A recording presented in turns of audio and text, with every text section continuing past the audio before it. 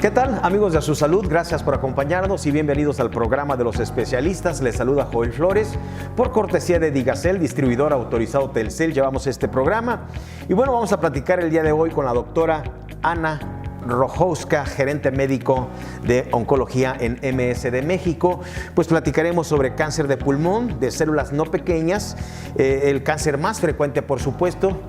Hubo más de 2 millones de manifestación de cáncer, de este tipo de cáncer a nivel mundial.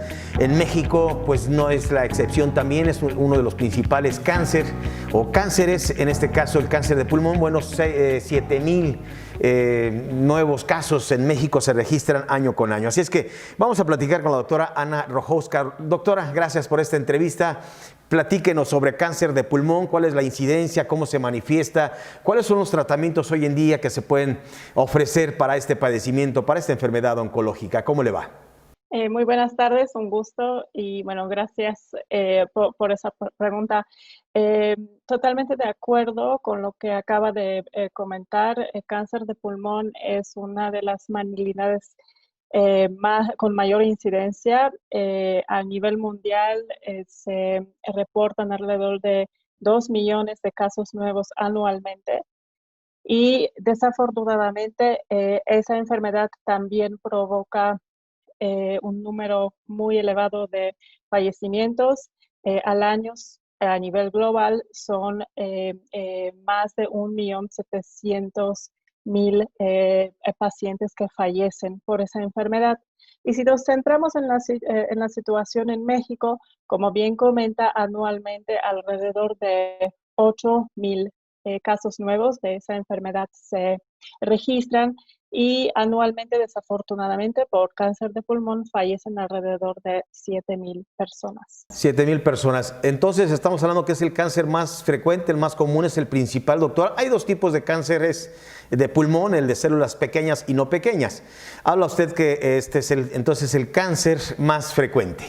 Es correcto, y como bien menciona, ese cáncer, bueno, se distinguen dos grupos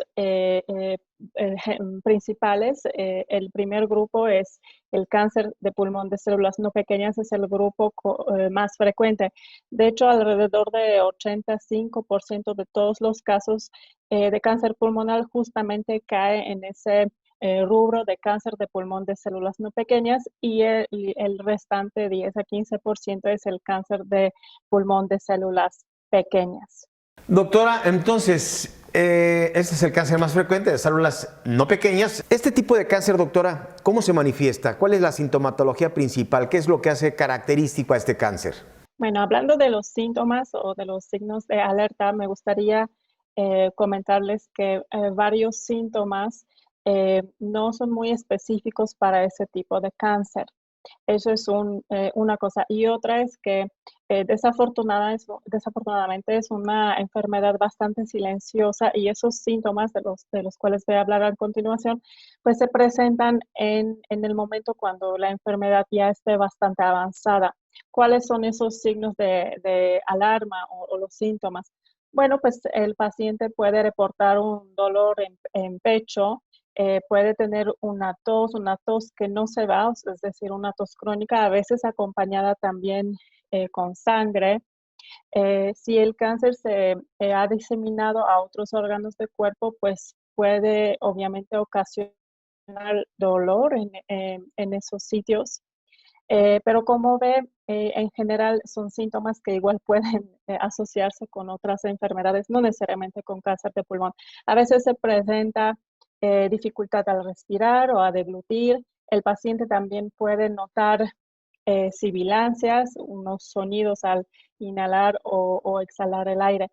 Sin embargo, como comento, varios de esos síntomas igual pueden estar asociados a una infección de vías respiratorias o a algún otro tipo de padecimiento. Lo más importante es estar muy sensibles y siempre consultar cualquier signo de ese tipo con un médico. Doctora, entonces ya en una etapa avanzada es cuando se manifiestan todos estos síntomas.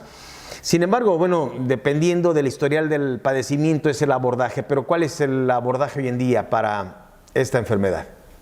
Bueno, como en todos los tipos de enfermedades malignas, el abordaje depende de la etapa en el que se encuentra el paciente, o más bien su enfermedad.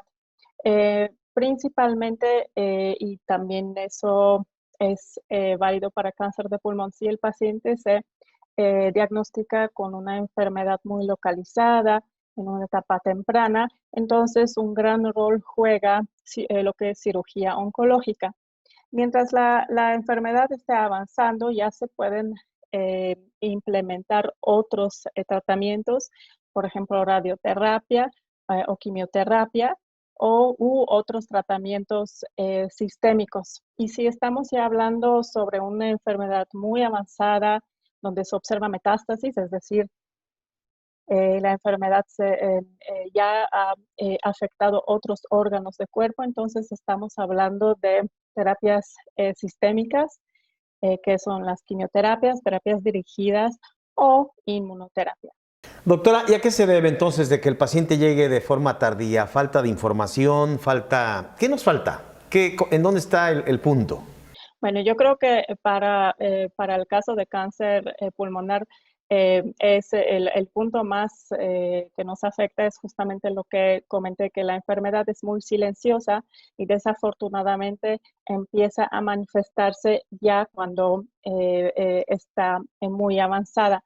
Entonces, en otras palabras, al inicio de la enfermedad del paciente no presenta síntomas, no le pasa nada, no le duele nada, entonces es muy difícil que acuda con el médico para, eh, para ser diagnosticado o tratado. Y por otro lado, obviamente, otros factores que no son menores, eh, yo creo que como cualquier ser humano tendemos de posponer siempre las visitas con el médico.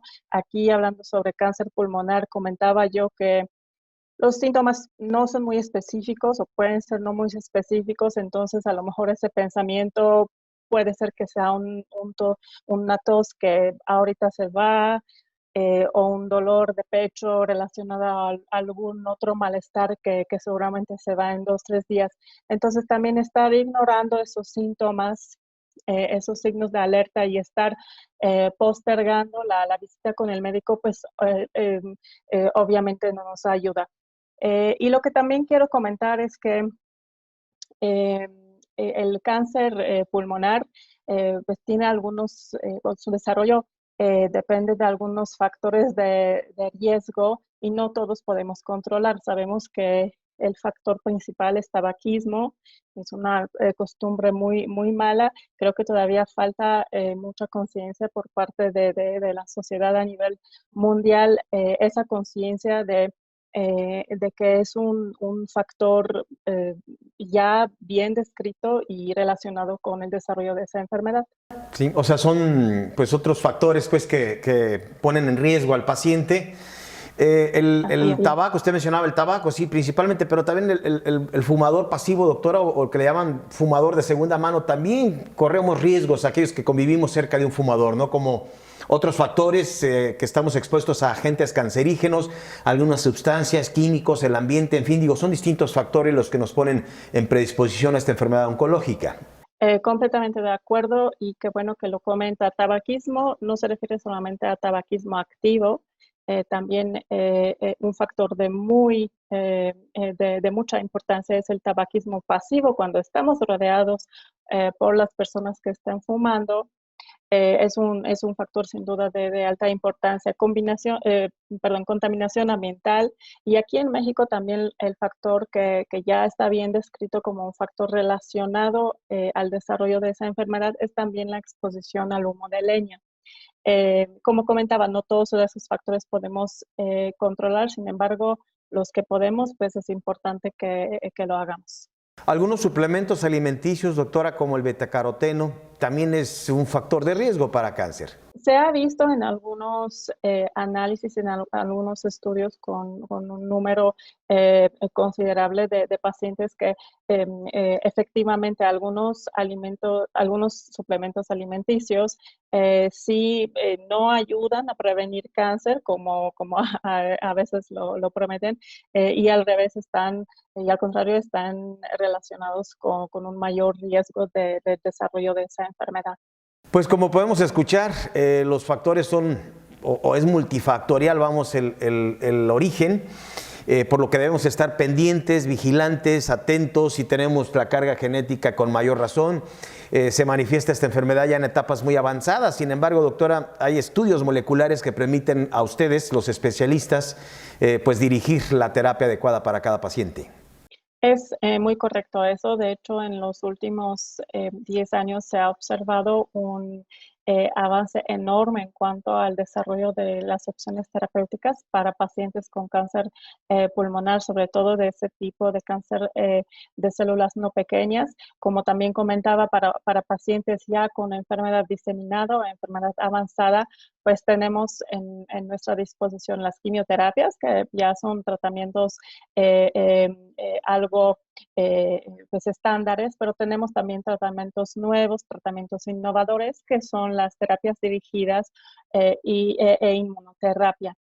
Y lo que hacen los tratamientos dirigidos es que actúan sobre algunas características muy particulares de las células cancerosas, total que no se pueden aplicar en la población total de los pacientes. Hay que caracterizar a esos pacientes a través de algunos métodos muy sensibles a estudios moleculares.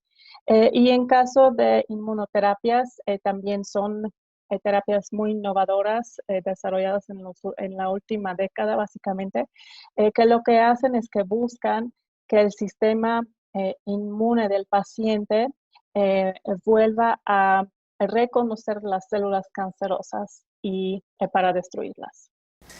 Muy bien, doctora. Pues MSD ha hecho un esfuerzo muy grande, bueno, en torno a lo que es estos días de llamado, pues, para hacer conciencia sobre este padecimiento y acercarnos a los especialistas en forma adecuada, es decir, puntualmente, o tratar de hacer medicina preventiva.